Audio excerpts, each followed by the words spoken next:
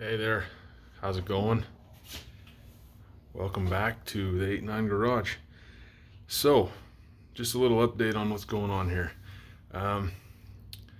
So I'm having a little bit of difficulty getting the title.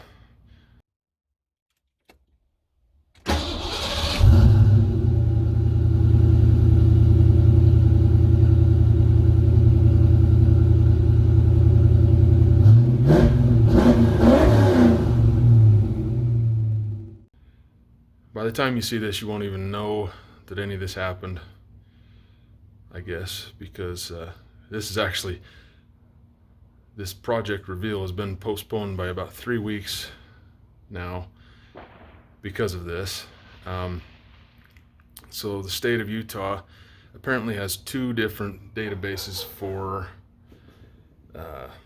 titles and such.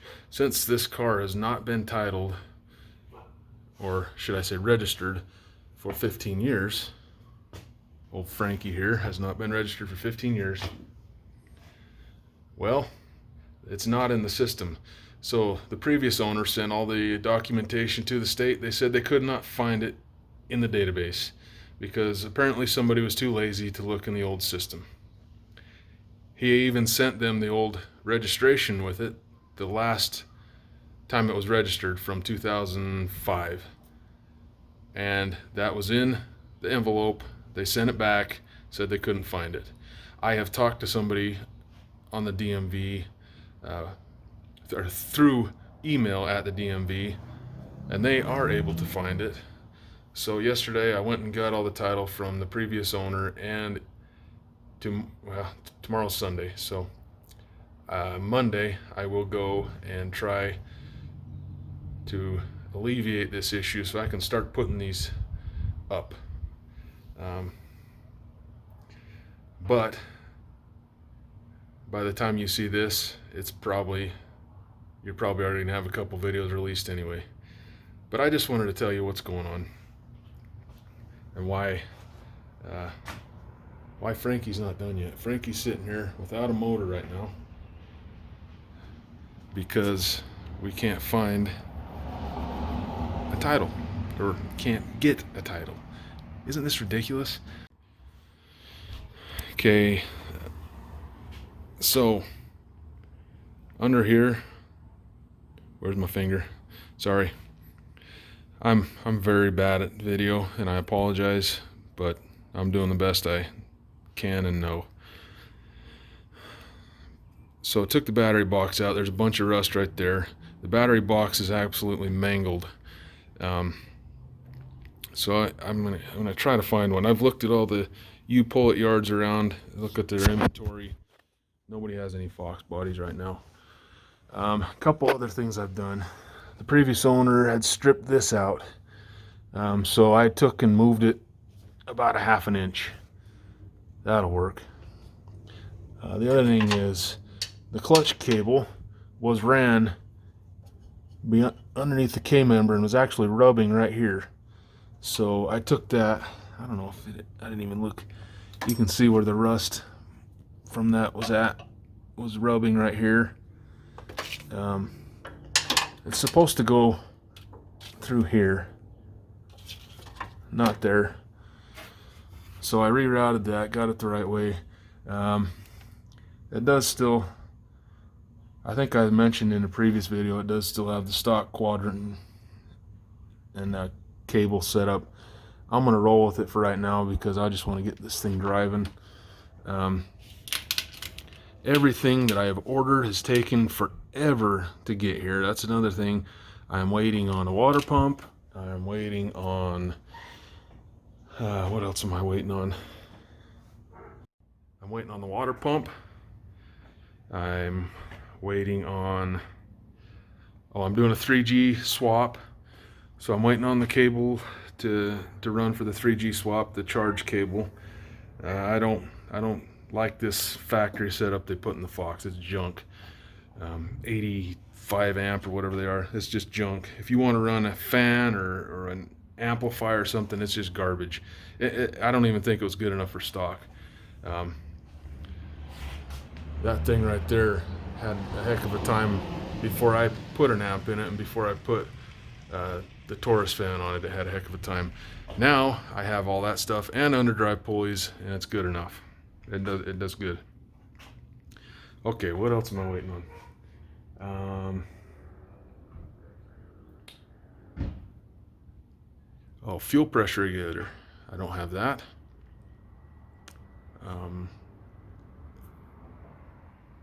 What else? I'm also waiting on the shim kit for the trick flow springs. I bought this set from a friend. The trick flow springs I bought from a friend, and they did not have the shim kit or the 1.8 gauge in them. I contacted Trick Flow, and they are hooking me up with some shims. So thank you, Trick Flow.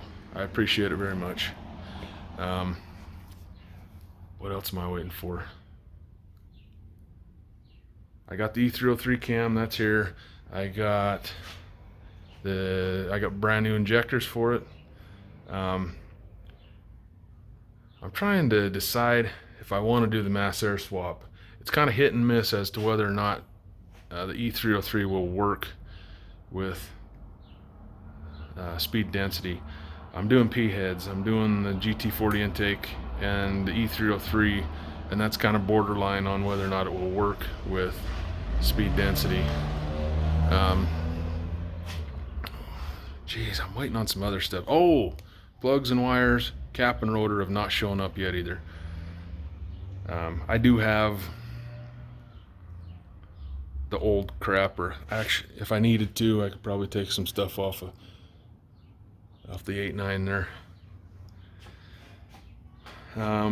Master cylinder is here. Yeah, at some point I'm going to drag this thing back out in the driveway. It is 98 degrees outside right now, so I'm not going to do it right this minute, but at some point I'm going to drag this out and try to paint some of these areas and put some rust converter on some of it, the rust areas. But honestly, like this is a budget build. I've even thought about just putting the stock cam back in it instead of the E303. I might just do that and just shove this thing down the road. I don't know. I'm kind of on the fence. It has a lot of body work in it that I really wasn't planning on doing. So yeah, that's where that's at. All right, so I have the T5 torn apart. First gear, it's pretty hammered. I think I'm gonna need to replace that bad boy. Everything else looks pretty dang good though. Nice and tight. Well, maybe that's not right there. I'm gonna have to check up on that. This one's nice and tight though. The pads are still good. Shift fork's still good. Reverse looks all right. It just looks like first gear is taking a beating, which is kind of strange.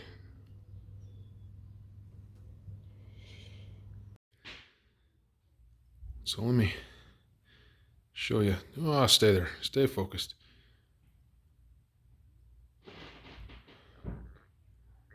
Yeah, she's pretty hammered. That one right there in particular is pretty banged up. I was kind of worried about it falling apart on me driving. Or, you know what I'm talking about. Falling apart while it's on a launch or something like that. That'd be sweet, wouldn't it? So here it is, now in the little red wagon, ready to get thrown in.